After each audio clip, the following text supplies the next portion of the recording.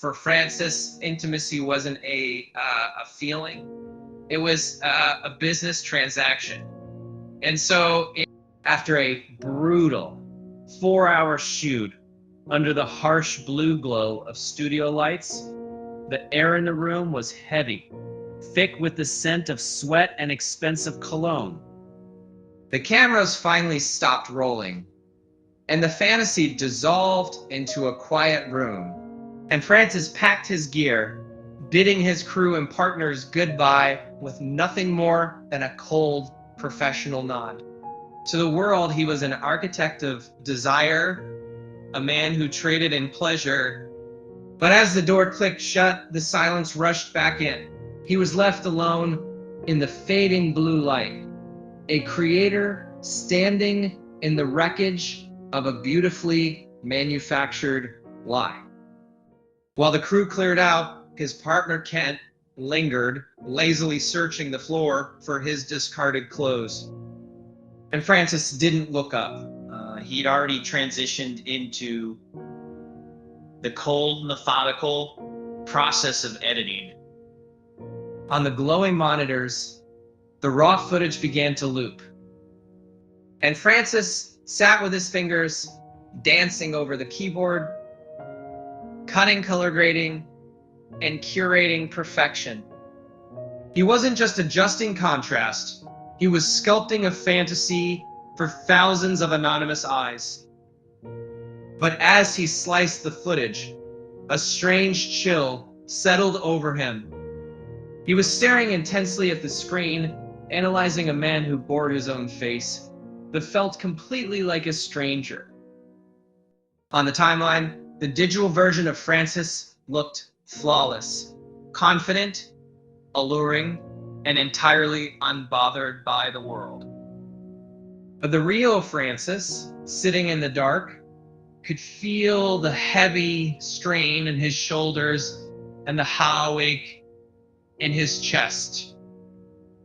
He, frame by frame, reviewed his own expressions, watching how effortlessly he smiled for the lens, how perfectly he performed passion on command. It was a masterpiece of illusion. He realized he had built a fortress out of pixels, a mask so convincing that even he couldn't remember what lay beneath it. He was a ghost editing his own ghost. It would be in Kent. It would walk back into the studio space, grumbling as he searched to the floor for the discarded designer underwear he'd worn during the shoot. What does that mean if you want to see what you do, housing fun and finding them? He stepped over to the desk, leaning over Francis's shoulder to watch. The silence stretched until Francis all of a sudden stopped typing, staring at his own digital reflection. Without looking up, Francis asked quietly, "Do you think anyone could ever truly love me, knowing what I do for a living?" Kent let out a low, cynical laugh that cut through the hum of the hard drives. "Lust and love are two different languages, Francis," Kent muttered, his voice dangerously calm. "No one is going to love the man behind the camera when they've already bought the man in front of it." Now, Kent's words lingered in the dark, and therefore like toxic smoke. He grabbed his things, offering a casual wave before the heavy studio door clicked shut, leaving Francis completely alone. When Francis sat frozen, the harsh blue light washing over his pale face. Now, Kent's cynical truth had pierced right through his professional armor, exposing a raw, aching vulnerability. And slowly, with a trembling hand, Francis reached for the mouse and clicked save. As the progress bar filled, his heart sank into an empty abyss. He stared into the glass screen, wondering if there was anyone left in the entire world who would ever want to see him with his clothes and his mask completely off.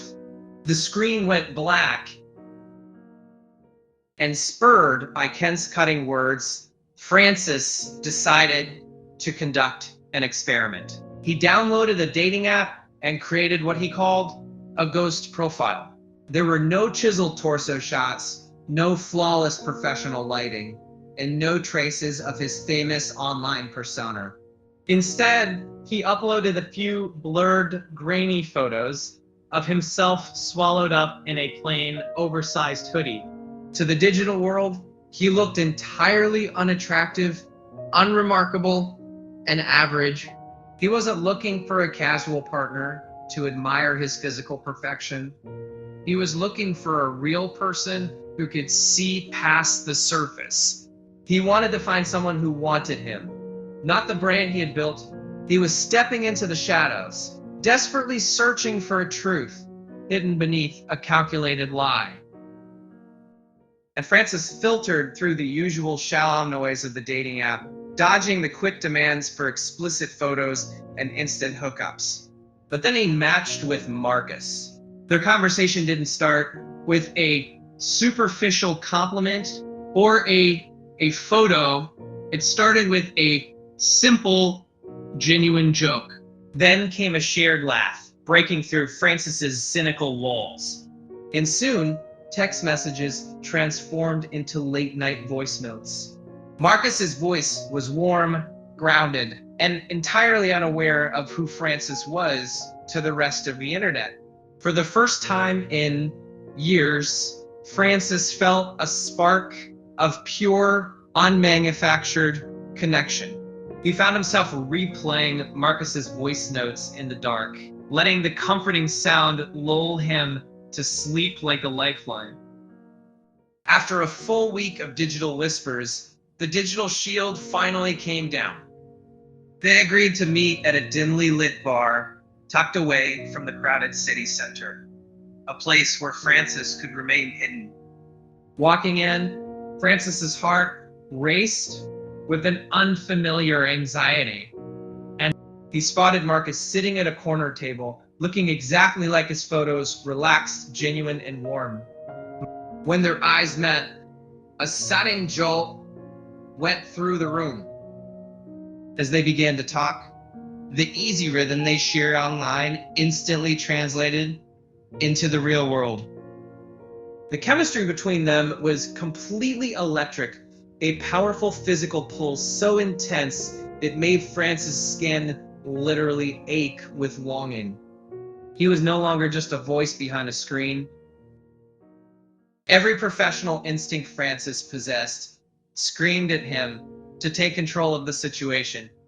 His default setting was to invite Marcus back to his apartment, dim the lights, and perform the seductive role he had perfected for thousands of screens.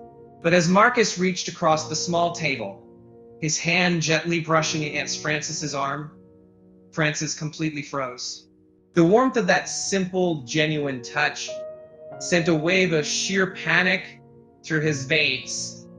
And for the first time in his entire adult life, he wasn't eager, he was absolutely terrified of being touched. He realized that this wasn't a script he could direct. If he let Marcus get close, the carefully constructed illusion would shatter, leaving him entirely exposed. Marcus looked at him, his eyes filled with a soft, quiet concern as he noticed Francis pulling away. The tension in the air was thick enough to break. When Francis swallowed hard, staring at the man who loved the ghost, but knew absolutely nothing about the reality. He was trapped in a prison of his own making. If they stepped across that line, Marcus wouldn't just see his body, he would see the man Francis was trying so desperately to hide. He would see the camera, the industry, and the mask. Fear gripped his heart tighter than any desire he had ever manufactured, and for the first time, Francis realized that being truly seen might mean losing the only real thing he had ever found. The silence screamed. 6 months felt like an endless game of emotional survival, a quiet war between desire and self-preservation. And when they hung out at Francis's sleek apartment, everything was kept strictly safe. They ordered greasy pizza, played mindless video games, and kept a comfortable, calculated distance between them on the couch. It was a sterile, controlled environment where Francis could successfully keep his guard up. But whenever they stepped into Marcus's cozy apartment, the rules completely changed. The air there felt entirely different, heavy with a slow domestic intimacy that Francis couldn't easily control. There were no flashing studio lights or explicit scripts here, just a quiet space where the simple, dangerous brush of skin against skin began to feel like a countdown to an inevitable explosion. On Marcus's couch, the evenings dragged out into slow movies and cold beers, chipping away at Francis's ironclad defenses. The alcohol made Marcus comfortably heavy, his movements relaxed and unhurried. Marcus's hand lingered just a second too long on Francis's shoulder, and his breath felt dangerously warm against his ear as he laughed. And Francis was absolutely starving for him, his body aching to give in to the pull. But a cold, sharp panic always pulled him back from the edge. He knew with absolute certainty that the moment they finally crossed that intimate line, his hidden online life would come crashing down on them. And to protect the sacred bond they had built, he had to keep himself locked away in the dark. To survive the agonizing heat of the moment, Francis built a wall of clumsy excuses. He would suddenly claim he was too tired, make up an early morning meeting, or abruptly stand up and check his watch. Every time Marcus leaned in, Francis would gently but firmly push him away, ignoring the agonizing way his own body screamed to pull Marcus closer.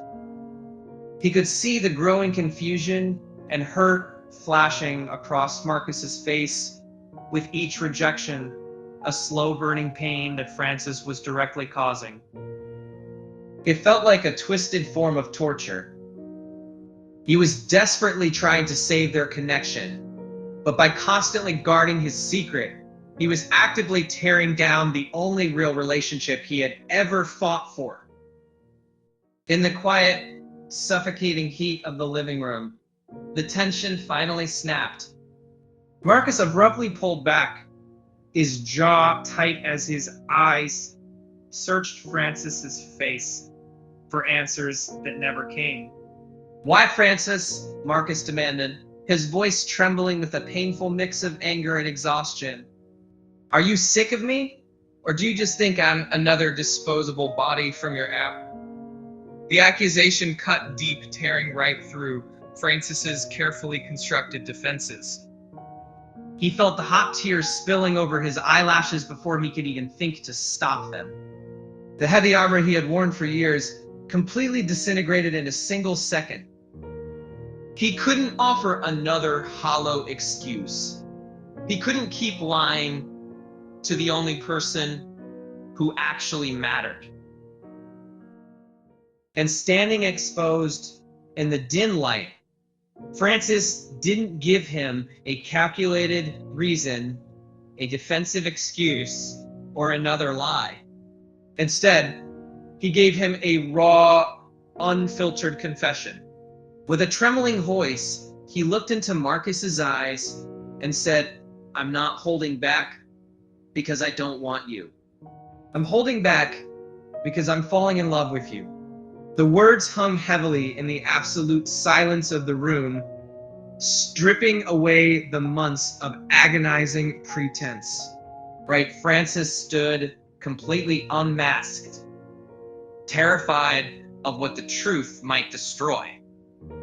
He had laid his bare soul on the line, leaving Marcus frozen in shock as the final barrier between them shattered into pieces. The truth was out. The raw honesty of the confession changed everything in an instant. The heavy wall Francis had built over 6 grueling months, finally came tumbling down. Marcus didn't pull away. Instead, he stepped forward and met Francis with a deep, breathless kiss that tasted like absolute relief. "I love you too," Marcus whispered against his lips, a soft smile breaking through the lingering tension. Marcus gently admitted that he had deleted all the dating apps the exact moment they had first swapped phone numbers. That night, they finally shared the profound physical intimacy Francis had been so terrified of facing. But this time, it was entirely different. There were no flashing cameras, no explicit directors, and no calculated performances. It was just Francis, completely stripped bare, with safe in the warmth of Marcus's embrace. Francis let out a quiet sob, the tears flowing freely as he wept softly against his chest. For years he had traded his body for clicks, but this was the very first time he felt genuinely held. He truly believed he had finally found his quiet place, a sacred sanctuary, far away from the harsh glare of the blue studio lights. But even as they lay wrapped in the peaceful silence of the bedroom, a cold reality lingered. The crushing weight of his hidden online life remained a silent, invisible ghost haunting the corners of the room. He had found love under a false identity, and the beautiful paradise he was building rested on a foundation of omission. The truth was a ticking clock. A full year passed in a beautiful, blissful blur, and their connection only grew deeper. To celebrate their 1-year anniversary, Francis planned a spectacular, high-altitude date on a massive Ferris wheel overlooking the city center. As their private glass cabin slowly reached the very top of the wheel, the endless city lights below twinkled beautifully like a sea of diamonds. It was an absolutely perfect, magical moment. Looking at Marcus's smiling face, Francis decided that the time had finally come to be completely unmasked. He couldn't live behind the ghost profile for another day. He wanted Marcus to know every single part of him, fully confident that the deep love they had built over the past year could survive the weight of his reality. With trembling fingers, Francis pulled out his phone, unlocked the screen, and quietly handed it over to show Marcus his online world. "This is my vlog," Francis murmured, his heart hammering violently against his ribs.